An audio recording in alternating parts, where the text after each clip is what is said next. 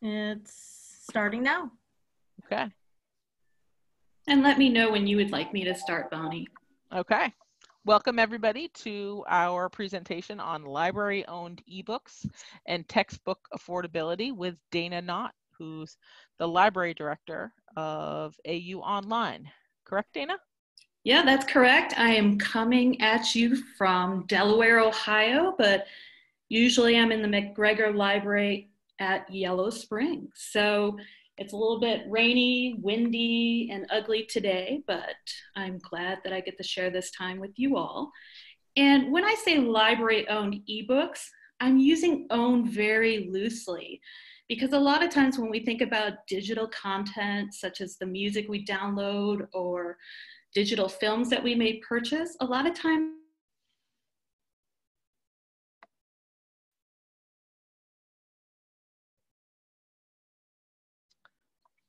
the audio dropped out.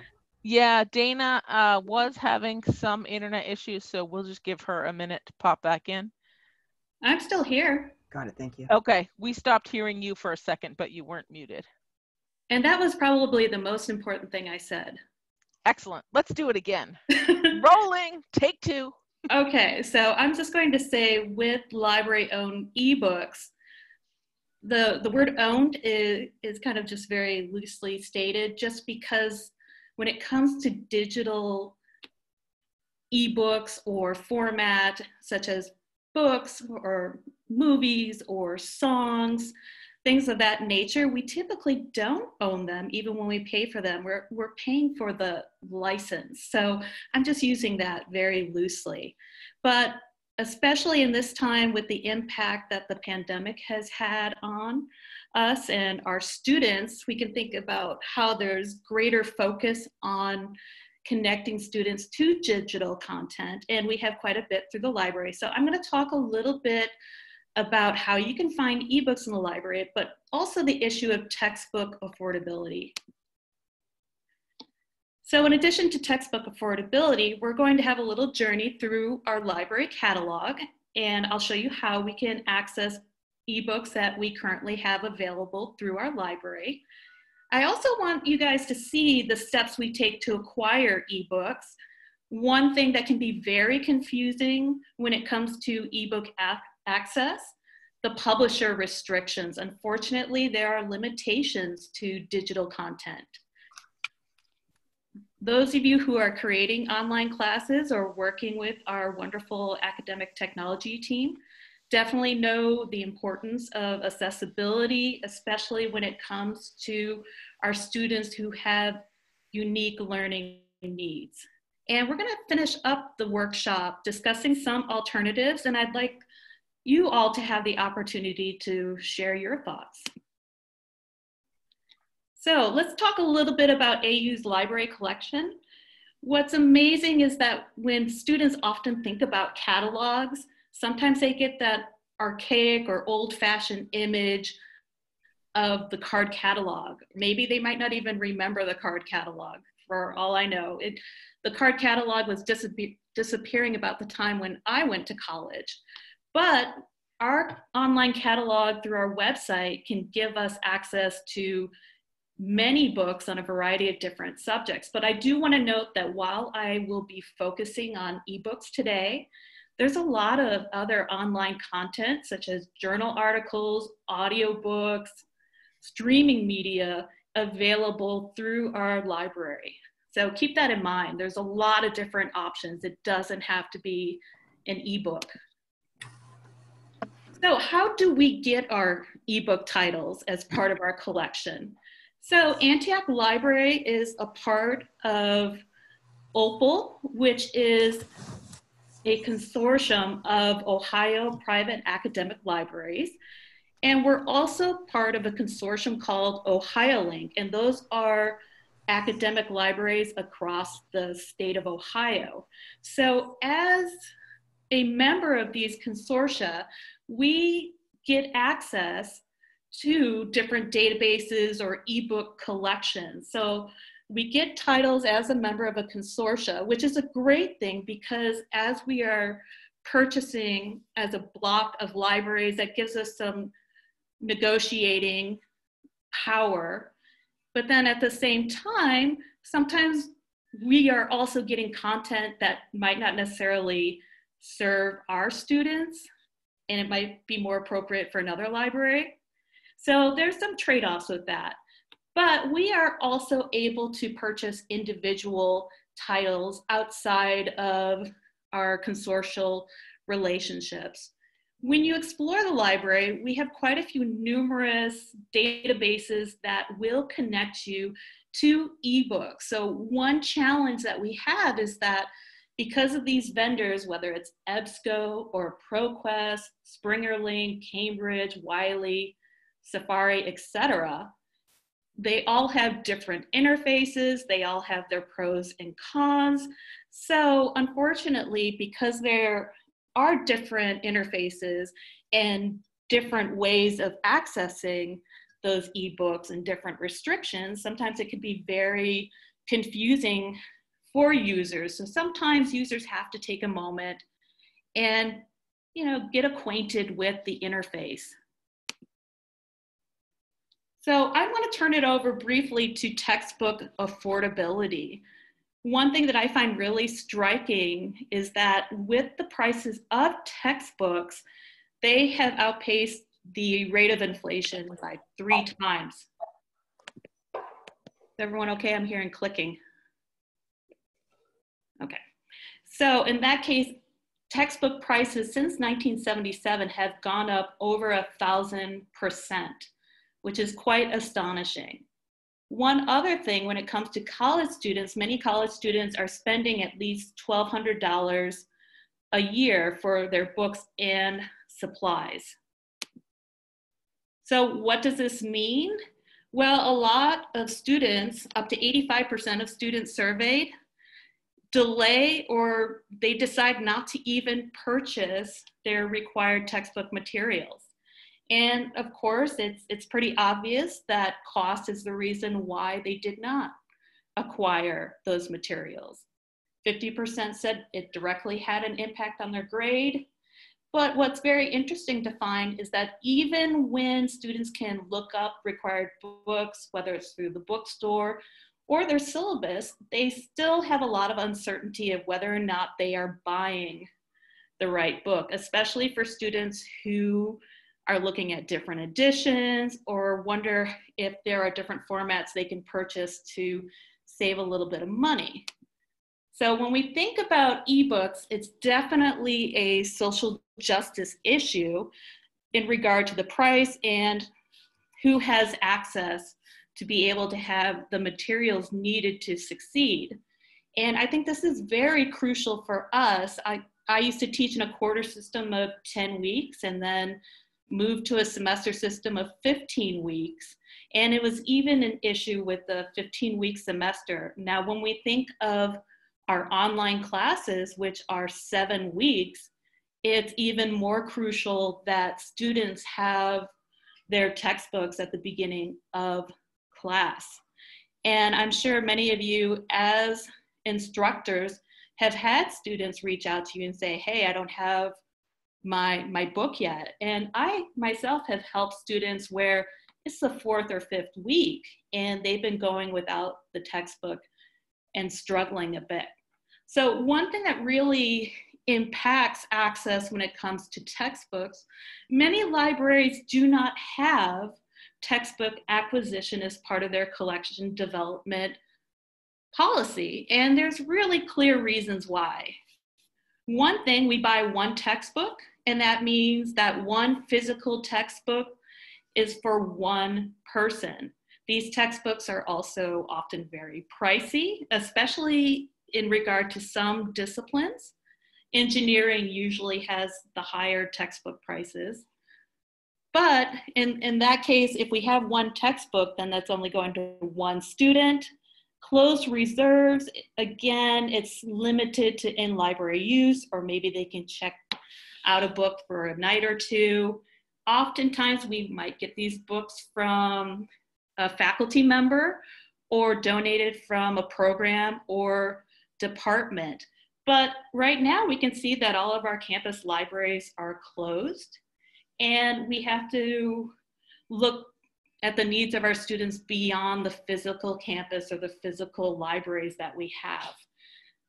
Oftentimes, our students might use our excellent We Deliver interlibrary loan service, but many libraries, again, don't purchase eBooks or textbooks, and when they have textbooks, they often do not lend them out to students belonging to other outside institutions.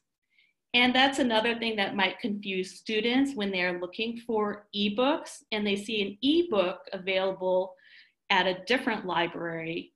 They are often surprised to learn that licensing prevents libraries to loan eBooks to those who are not their patrons. One thing that we like to do as a library at Antioch, we are very focused on our community needs. So often we rely on patron-driven acquisition. That means that we pay a lot of attention to what you all need as faculty and what our students need. Oftentimes we might add another book or two or add them to different locations across the university just to really help out our students. So why eBooks? One thing I do like about eBooks is that you get that instant access. So I can share a link to an ebook with a student. That student can click on that link and access that ebook regardless of what day or time the library is open. So for our remote or online students, they can access these books 24/7. It's also very convenient in that they are available. They're also portable. I can look at my computer and read an ebook, my phone, another device. One thing that students like about it is that they can also search ebooks for different terms or topics that best fit their interests. Now, with a lot of the whys, however, of course, we can think of some of the other barriers. And I'll talk about that in a moment. But one thing I wanted to share is that one of the databases that we have is our EBSCO ebook collection. Just for March 2020, this past March, we had over 2,026 students access or uses of ebooks. Now, if you're wondering which subjects are most popular with the ebooks that the students have been accessing in this one database, it's no surprise. Really, it's our social sciences, psychology classes seem to have the highest use, followed by education, business, and then we have therapy and wellness. So this stat alone indicates that our students really have a desire to access their materials online.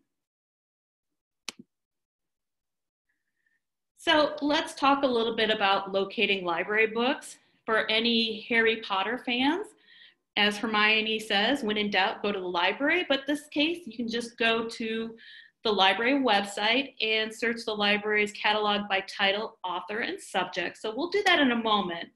But a couple different things that I want you to kind of pay attention to, as well as that when we begin searching for ebooks through our library catalog, I want you all to pay attention to some restrictions that will pop up that will also play into your decision whether or not you want to include an available ebook in your class.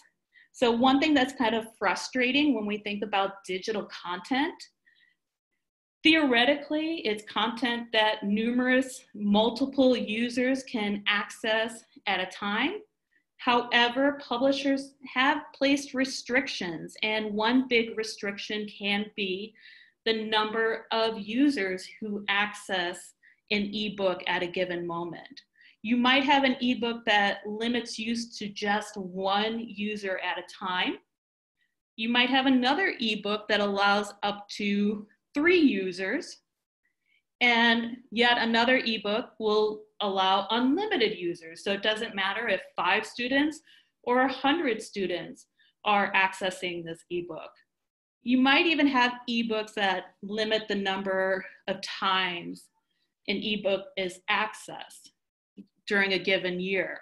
So these are all things that we need to take into consideration. What happens when a student clicks on an ebook and its user limit has already been met? They will get a message saying that the ebook is currently in use. And we call that a turnaway.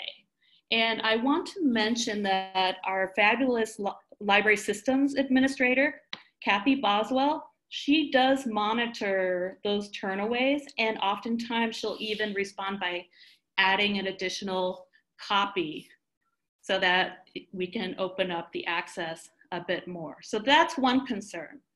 Another limitation often relates to printing. How many pages a student can print in a given session? Can they copy and paste? Downloading is another concern. Sometimes it's easy enough as downloading PDF chapters of an ebook. Other times the system might require you to set up an account that's separate from your library account, or even download extra software like Adobe Digital Editions. And so with these kind of things, anytime you add another step to the process, and if we think about even our students' struggles with navigating Sakai or even attaching a file to an email, we can imagine that extra steps or requirements can serve as a barrier.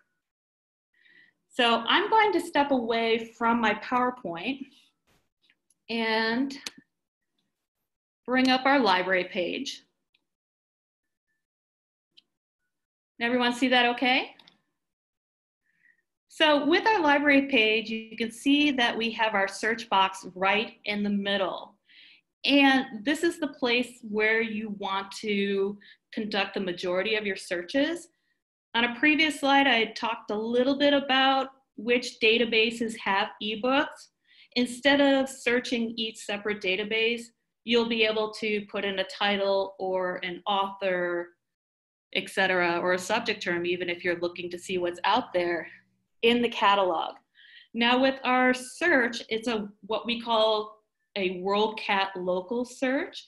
And if you think of WorldCat, it's this kind of massive catalog that when I'm typing in a book or an author, it's not only going to show me what's available through Antioch and our different libraries, but it will show me what's available across the country and throughout the world. So that's another thing that you need to pay attention to when you're searching. So I'm just going to click on the advanced search, and you can see some of my other searches here. And I'm a big fan of David Crystal, and he is an author that we use for some of our classes. So I'm just going to search by author, but you can see options to search by title or keyword. And so a couple different things going on here. If I look on the left-hand side of the screen, I can see libraries worldwide. This is a good option to leave on if you're doing more of a search just to see what's out there. But if you want to see what's specifically owned by our library, you want to go ahead and click Antioch University Libraries and then limit it. You can also limit it by campus if you're interested in physical books. And you can see all the different formats that pop up. And I can see there's one format specifically on eBooks. So I can click that as well. So as you guys can see, and I'm looking through these, I have quite a few David Crystal eBooks available. And I know they're available because one, I can see that they are held by Antioch University Libraries. And two, I have this beautiful button that says View eBook. So I can definitely click on that. So let's see, this is one that we actually use as a text, English as a global language. So a couple different things.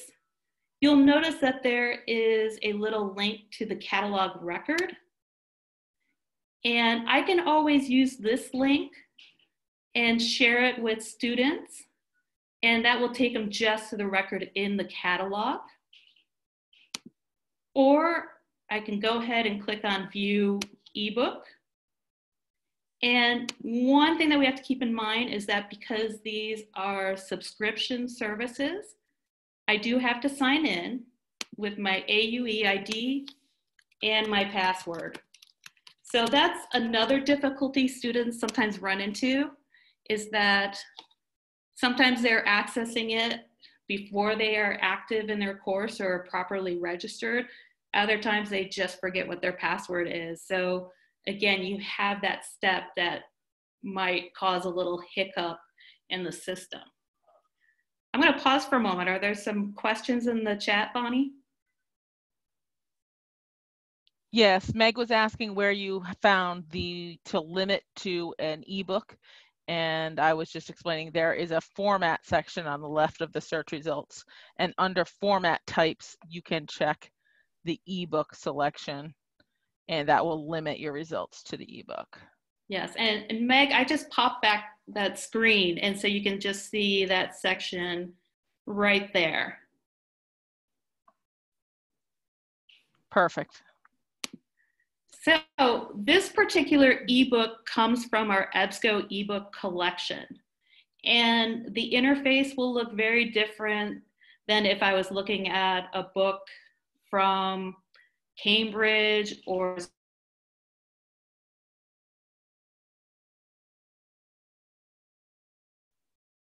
Dana, we lost you for a second there. Can you still hear us?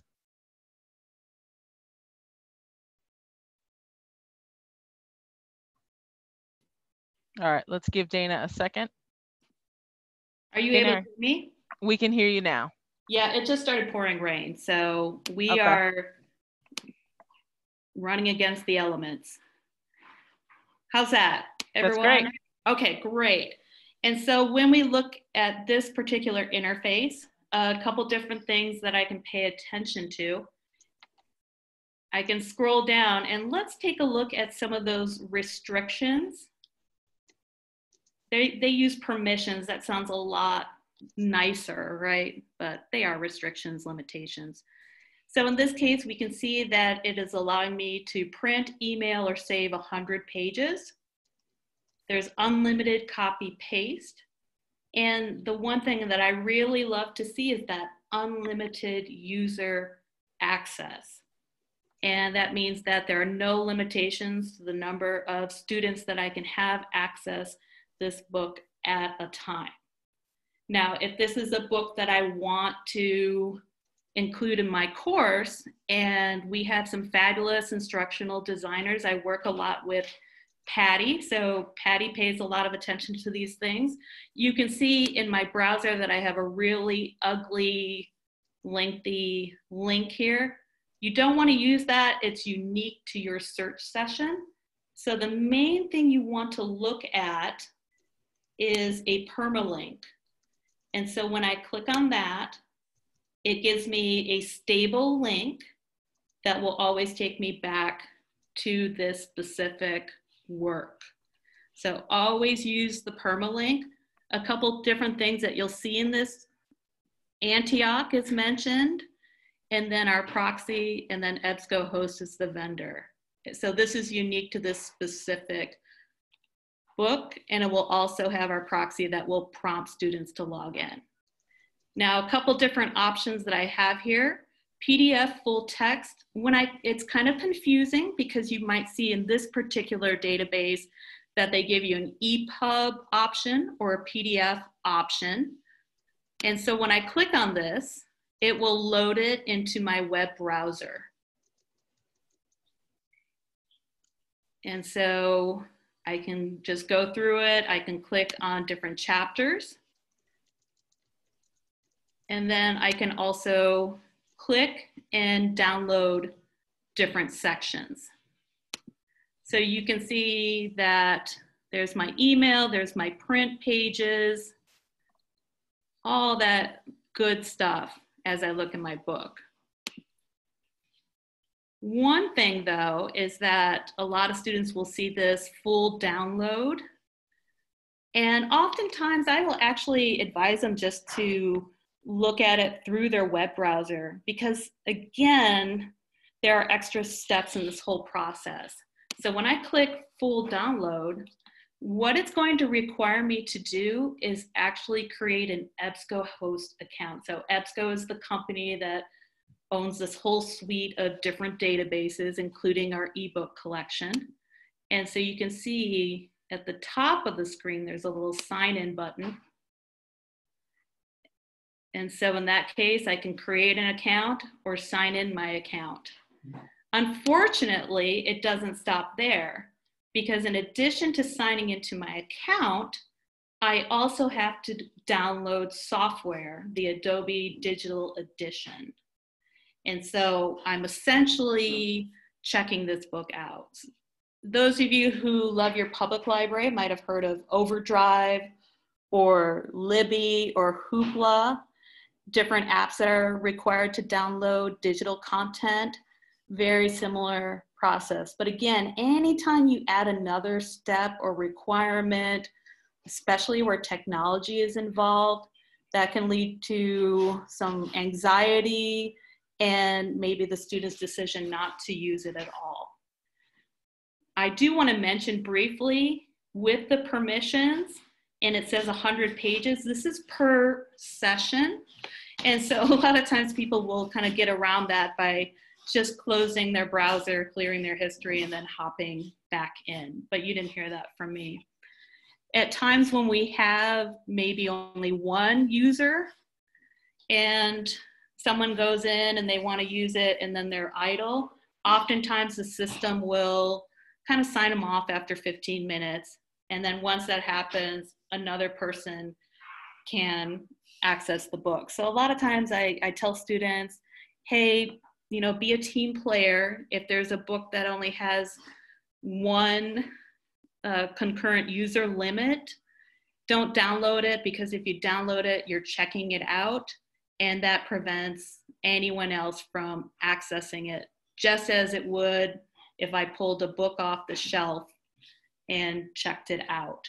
Do I have any questions about this? And again, this is just one interface. Feel free to unmute yourself if you have a question right now. There is nothing outstanding in the chat. Okay. This is Karen Christ. And Karen, hello. Hi, how are you? Great. So the only thing I would like to say is if you have a student who's, usually I know about students who need alternative format textbooks. And I'm working with students and I can see it in your syllabus, and I can also access the course as an administrator to see how the links are. But if you were to ever have a student that you have a letter of accommodation for and they're struggling with this, just really encourage them to reach out back to me, because I may have another way to get that book to them that is accessible to whatever reading, online reader for their alternative format. So just keep that in mind as well. Absolutely. And one thing I do want to say is that eBooks shouldn't necessarily be a replacement for other formats. Students have their preferences. Some students are more comfortable with digital formats. Other students prefer to print things out, even if it is in a digital form. Some students will still like to have the option to purchase the print book so they can write in notes or highlight. And we can think about, even when there's a trend for academic libraries where circulation numbers have gone down, students still show a preference for print books, and often they retain knowledge better when they're reading it in a physical book as opposed to a screen. So you might have that option as an ebook for your students and just say, well, if you prefer, you don't have to purchase a book. You can just use our ebook, but you might still want to put in print copies that students can buy through the bookstore to offer that other format. We want to give them options more than anything else to suit different preferences, needs, learning styles, etc. So let's talk a little bit about how the library works with faculty and staff when it comes to adding ebooks to our collection beyond those that we get through our consortial partnerships. So a lot of times we just work one-on-one with faculty. I want to give out a shout out to my amazing online faculty. I saw like David, I saw you in there, Hayes, you know, Marianne Short, I work with her a lot too. I'm just so pleased at how willing our faculty are to think about alternatives or different options that support student needs, especially when it comes to getting their materials in a timely manner. So I might have someone reach out to me and say, hey, Dana, do we have this as an ebook form? I searched the catalog and I'm not seeing it. So I'll confirm. And we use this one service called Gobi Library Solutions. And we'll plug in a search for that and see what the different options are for us to acquire the ebook. Then our wonderful library systems administrator, she will place through Gobi the title. We then get a permalink and the catalog is updated with the ebook information. So often we'll reach back out to the faculty and say, hey, here's the permalink for your ebook. And our instructional designer then can add that permalink to the syllabus. So that's kind of just a really simplified way of finding ebooks. And this is just a screenshot of what I see when I search Gobi for an ebook. So this is a title that Marianne gave me to search for, Fundamentals of Human Resource Management by Gary Dessler. And I have access to a 2015 version and a 2019. So right away, you can notice that I only have the option to purchase the book either for one user or 3 users at a time. And I'm just gonna say that really sucks, you know, because I want to see unlimited user, right? Next, I look at the cost. If I wanted a book and this one has 3 users, I can be paying $849 plus for that book. Now, this is a one-time fee, but sometimes it's very difficult to justify, especially with tight budgets, spending almost $900 on a book that allows 3 concurrent users. So at this point, if I feel like, I might email Marianne back and say, this is looking kind of cost prohibitive. Sometimes if we have an ebook option that only has 1 user, but it has a decent price, we'll still add a copy just because it's better to have at least something for those in need. But again, all the different things that are involved, these strange pricings and all that information is big business and very expensive. So, and I would love Karen to jump in on this because definitely we need to really focus on accessibility. And this has become more and more crucial when we think about Web Content Accessibility Guidelines 2.1, you might have heard of it, WCAG. And these are all different guidelines that relate to whether or not I can zoom, if there's contrast, the type of text used, if I have images, are there alt text?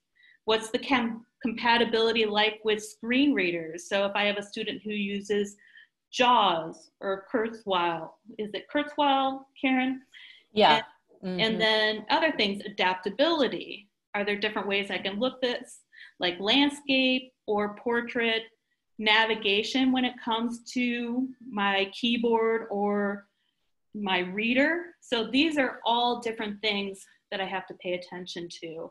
What makes it harder sometimes is that you might have heard of DRM protected materials, and a lot of times you might have knowledge of that if you buy, say, music from Apple, and they have a DRM protection. And DRM stands for Digital Rights Management. And when you have some files such as eBooks or music or things like that, it could sometimes pose a barrier for screen readers and students accessing materials. A lot of databases like EBSCO, they do work hard to be compliant, but I think it's always a great idea to reach out to your academic support team and make sure that there are plenty of options and that you are serving all students. What's interesting with some of the databases, and I'll mention like ProQuest or EBSCO, if you download a chapter as a PDF, often that will download as a DRM-free file. So in that case, the PDF can be easily read by a student's screen reader.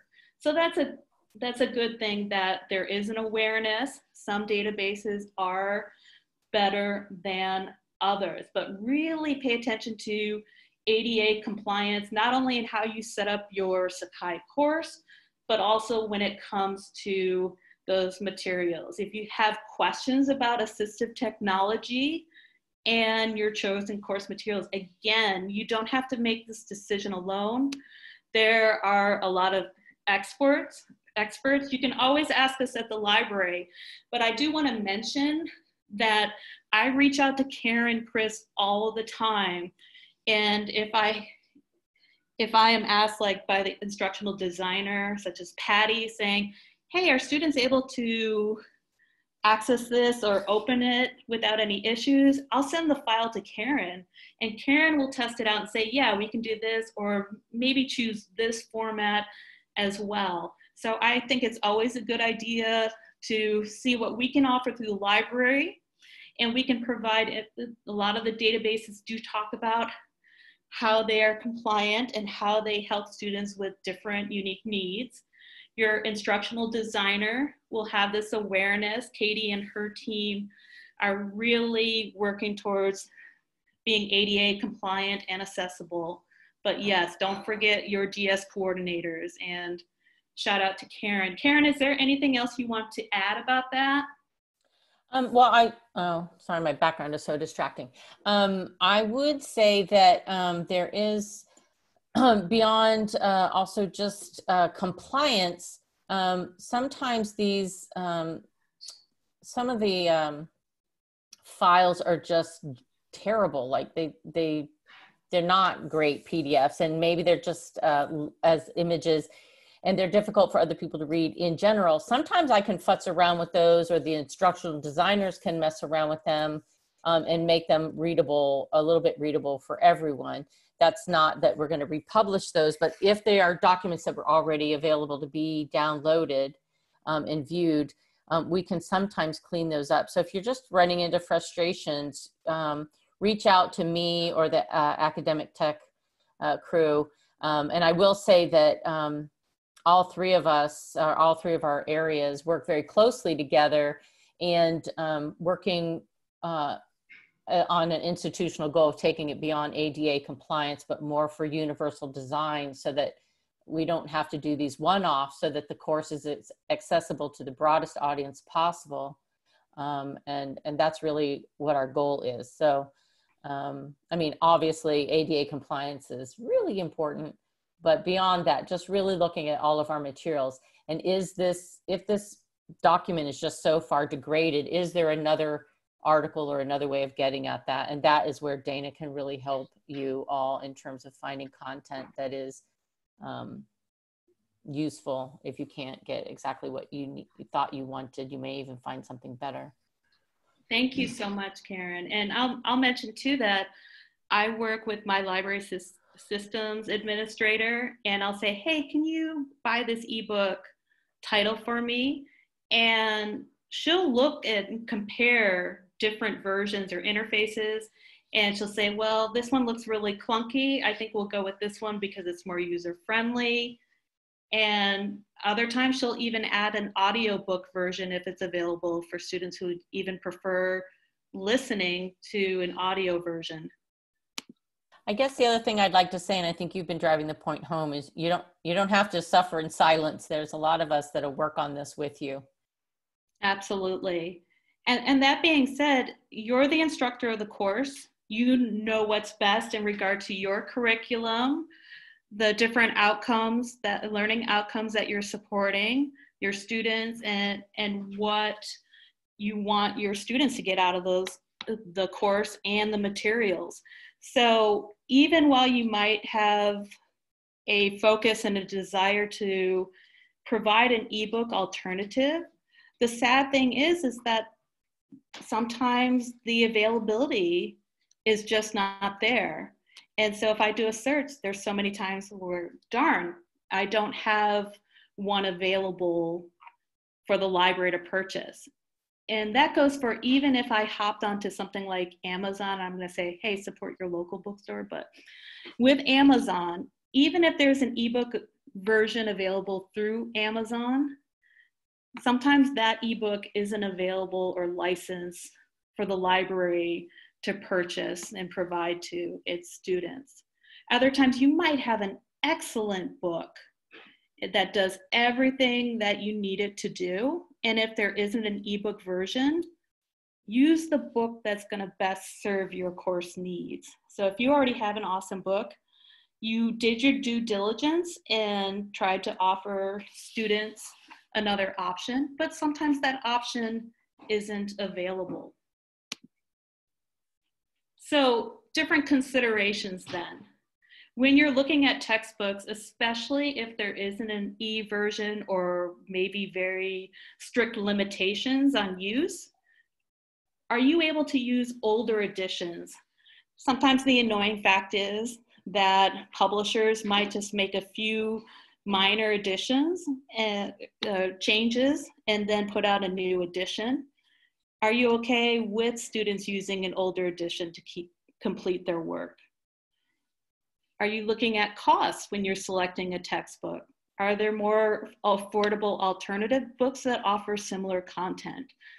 One thing I do want to mention is that are there materials, not necessarily even textbooks, that are available through the library, such as articles from library journals or free materials from the internet, such as news sites, NPR, TED Talks, etc., that you can supplement. I had one wonderful instructor, Angel, and he had some readings from an anthology. And what was nice is that we were able to find the select readings as separate articles through the library so that his students didn't have to purchase the whole book just to read a handful. So sometimes with anthologies, are you able to find readings that are available as standalone text? And this brings us to open educational resources. And this has been something that's been really catching fire, especially in the last 5 years, even though it's been around for some time. So we have to think about, are there future initiatives or opportunities for Antioch to consider open educational resources and develop its own initiatives? Open educational resources are openly licensed, open access materials that not only include open textbooks, but PowerPoint slides maybe, lectures, exercises, etc., that are available online. A lot of them are under a Creative Commons license that will not only allow you to download or use those materials, oftentimes with attribution, but some of the licenses will allow you to remix or revise or use parts of the materials and add your own materials to it. So some common OER sites are OpenStax, Open Textbook Library, OER Commons. There's a large number. British Columbia Open Ed is a big one, and separate universities will have even their own initiatives. University of Minnesota is a big player, actually. But one thing that you'll note when you look at the institutions that are doing OERs, a lot of times those are going to be your big research institutions or even community colleges as early adopters. And we can think about, we as a private institution, we might not have the resources available to devote a lot of time to OERs. And so it raises a lot of different questions.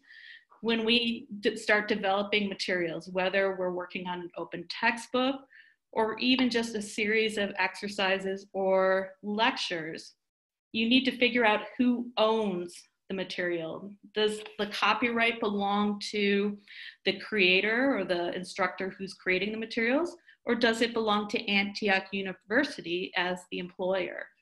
Will there be compensation? How will we make different materials available to our Antioch community? Perhaps as a PDF. We can use Aura, which is our archive and digital repository. So there's so many different questions as well. And then once you've created these objects, what happens? Who's responsible? So if I had one faculty member who created some materials and either left the institution or retired, who then will take over the responsibility to ensure that the content is up to date and accurate? What's the peer review process? So there's still many questions about that, but it is very intriguing. It's very exciting. I've mentioned earlier that textbook affordability is a big social justice issue when it comes to the funds it takes for an education and access issues.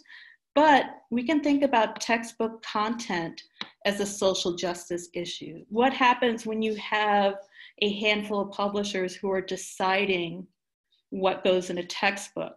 What voices are covered?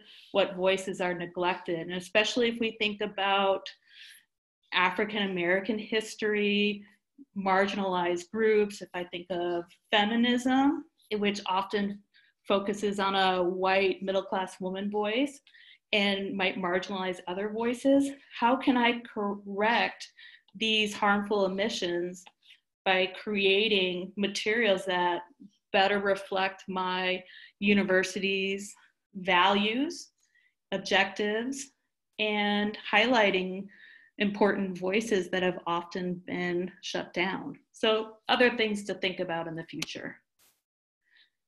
And again, I just want to say this is a very quick overview. There are so many different nuances. So if you ever want to reach out to me or any of the librarians or staff at the library, we are more than happy to go more in depth with ebook options or other options for your courses, such as journals and all that good stuff.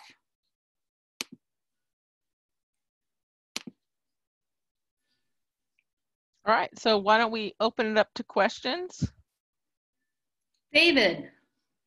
Hi, Dana. Thanks for what you presented to us today. I really appreciate it. I have one question about budgets. I understand there are limited budgets for new purchases, and I was a little shocked to see your example about the cost of a typical ebook, 900 and something, right?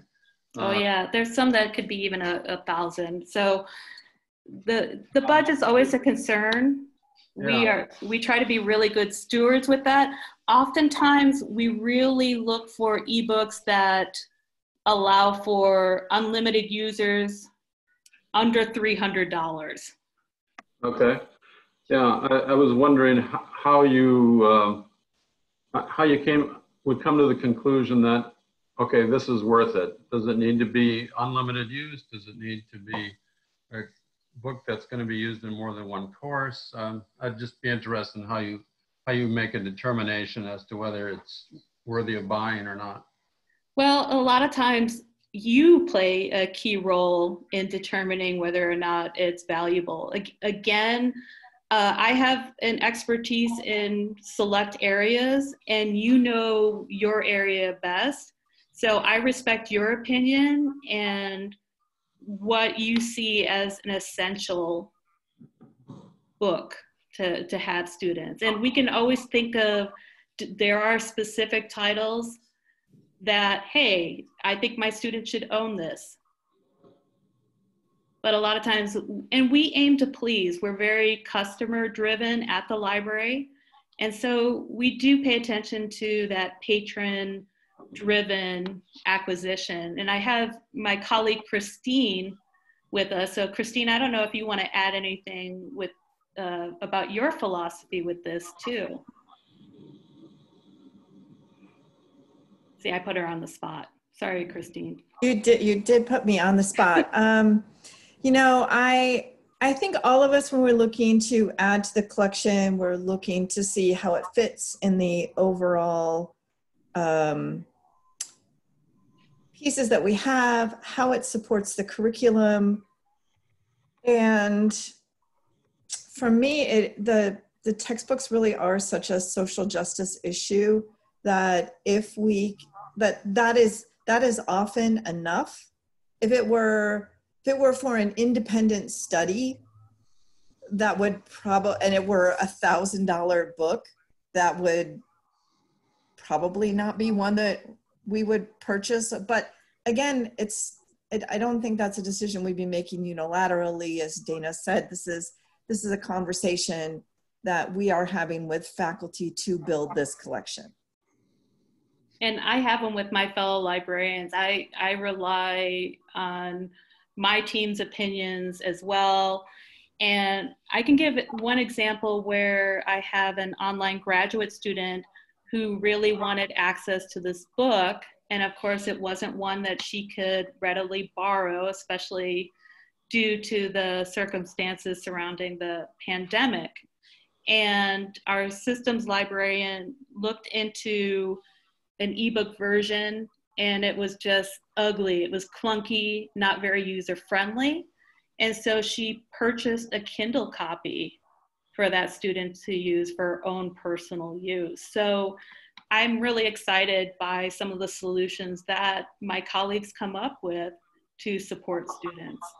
But we do really monitor, like if students are requesting a title quite a bit from we deliver, we try to add that to our own collection, whether it's in print or online.